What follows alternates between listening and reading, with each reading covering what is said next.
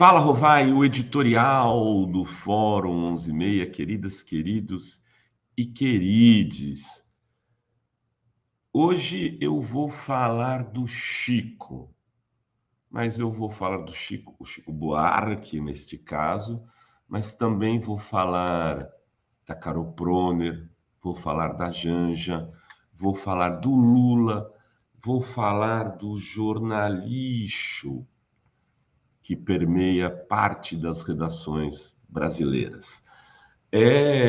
O Chico ontem esteve recebendo o prêmio Camões, um prêmio, um dos mais importantes prêmios da literatura, é um Oscar, é um Cannes da literatura, talvez mais um Cannes do que um Oscar da literatura. Respeitadíssimo o prêmio Camões, que Chico ganhou em 2019 e Bolsonaro lhe deu a honra de não ir agraciá-lo com a premiação, deixando, nesse caso, vaga a assinatura, o espaço onde seria assinado pelo presidente da República do Brasil, no prêmio que Chico ganhou ontem, assinado por Luiz Inácio Lula da Silva.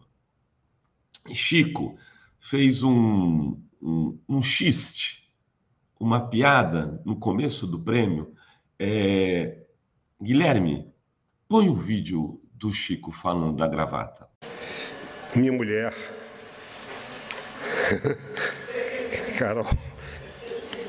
Carol Proner. Eu estou emocionado porque hoje de manhã ela saiu do hotel, atravessou a avenida e foi comprar essa gravata.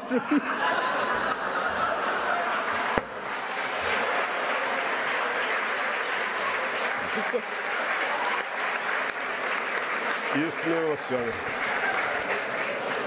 Pois é, vocês viram o vídeo aí do Chico, ele mesmo não consegue segurar o riso, né? O riso que ele está dando e a galhofa que ele está fazendo, por incrível que pareça, não é contra os bolsonaristas nesse caso, não é contra os desajustados do extremismo das redes sociais. Infelizmente não. É com parte do jornalismo que se diz sério e profissional. É com parte do jornalismo que, quando a esquerda chega ao poder, recupera toda a sua sanha lacerdista, né, udenista, e começa a perseguir o governante ou os governantes que estão ocupando cargos, no caso, o cargo central, dessa vez é de novo do Lula, por gastos, pequenas compras de coisas de valores, inclusive, insignificantes, como, por exemplo, a gravata. Parece que Janja pagou 150 euros, uma coisa assim, 120 euros, por uma gravata para Lula, né, Hermenegildo Zeyna, que era a loja mais próxima do hotel onde eles estavam, que evidentemente não era um hotel na periferia de Lisboa. Afinal de contas, Lula é um chefe de Estado. Ele precisou de uma gravata, estava no lugar central, um bairro nobre de Lisboa, né, representando o país de 210 milhões de habitantes. Sua esposa disse: deixa que eu compro.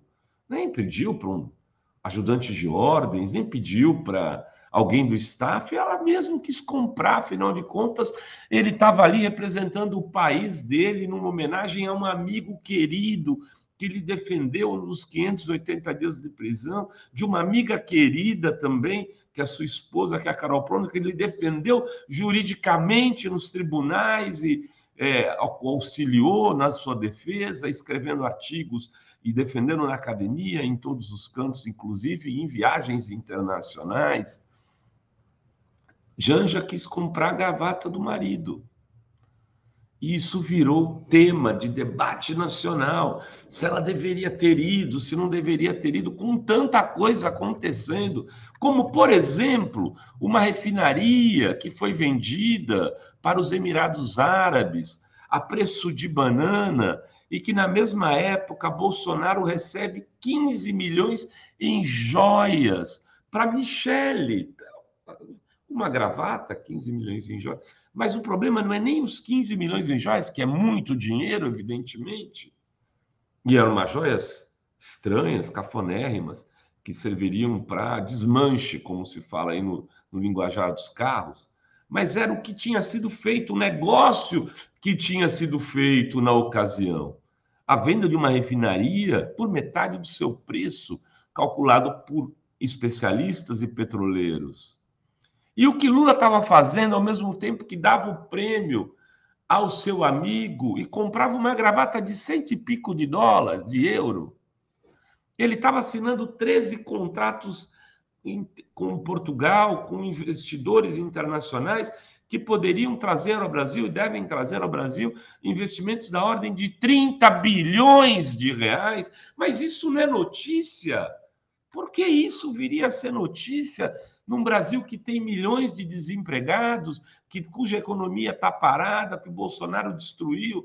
Que importa isso tudo? Importa a cor da gravata e o quanto se gastou na gravata e se a gravata foi comprada por Janja ou por um ajudante de ordens.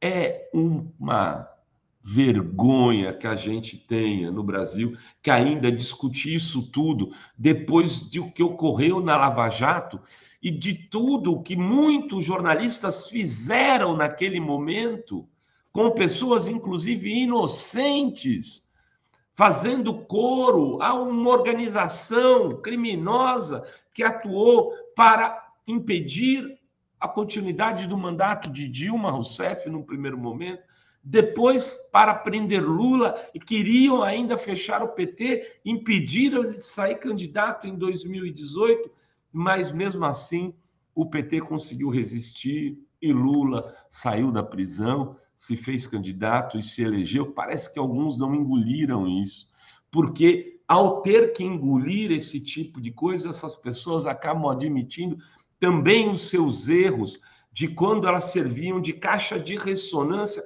para todo o release que saía dos procuradores da Lava Jato, do juiz Sérgio Moro, de pessoas que se diziam autoridades e que, na verdade, sacrificaram milhões de empregos na indústria naval, na engenharia, nas construções de grandes obras, que destruíram talvez um segmento onde o Brasil tinha potencial de, em poucos anos, ser líder planetário, que era a engenharia civil, das grandes obras. O Brasil disputava ali com Espanha, Itália, e já estava começando a morder os calcanhares desses países, ganhando obras nos países árabes, ganhando obras na África, em toda a América Latina, obras na Europa e até nos Estados Unidos.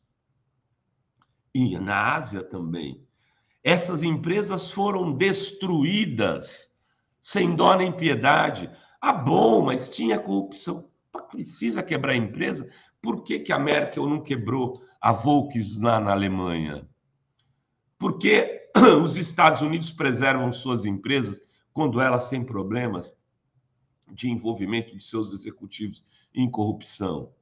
Porque o mundo faz isso e aqui não. Aqui a gente preferiu punir as empresas e os empregados do que salvar isso. Porque havia um interesse em jogo, um interesse combinado, um interesse de um país, né, que foi sustentáculo do golpe, aí todos sabem, não preciso nem dizer o nome, né? Um país que operou por dentro da Lava Jato, que levou esses procuradores e esses juízes para fazerem cursos lá, que ia pagar uma grana violenta, 2 bilhões e meio de reais, 800 milhões de dólares à época. Se hoje fosse esses 800 milhões de dólares, dariam 4 bilhões de reais, para uma fundação desses procuradores fazer política, um dinheiro da Petrobras que foi desviado, foi para lá, ia voltar para eles poderem fazer o quê?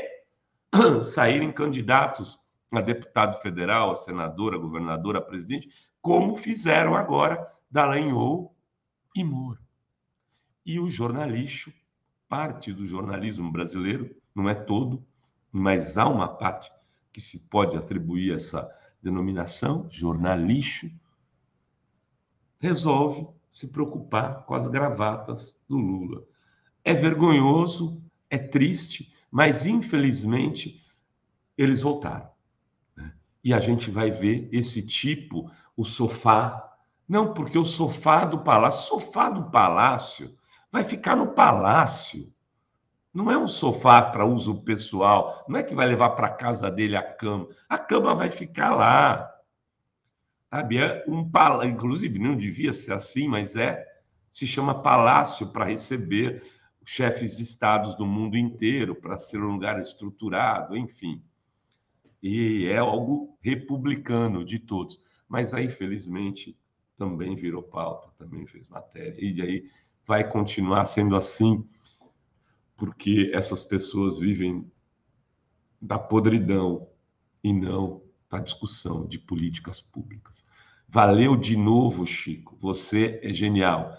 Beijos, beijos e beijos a todas, todos e todes. Oi, gente. Vocês sabiam que a Fórum foi a primeira a noticiar que teve gente do Exército dentro do Palácio do Planalto ajudando os vândalos do 8 de janeiro a fugir?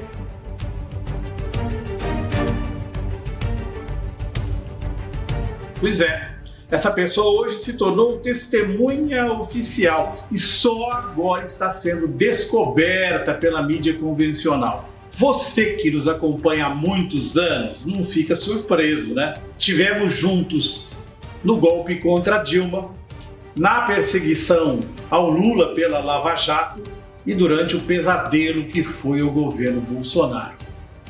Então você sabe melhor do que ninguém, fomos alvos de ações na justiça muito custosas. Por isso, a Fórum Filmes pede a sua contribuição para fazer um documentário sobre o dia histórico do 8 de janeiro, com informações e entrevistas exclusivas. Da mesma maneira que já antecipamos essa testemunha-chave para todo o processo. O Renato Rovai, futuro cidadão honorário de Sinop, Adri De Lorenzo e toda a turma da Fórum, inclusive eu, contamos mais uma vez com a sua ajuda para poder apresentar esse trabalho. Quem não puder, mesmo que um pensamento positivo já nos ajuda. Muito obrigado.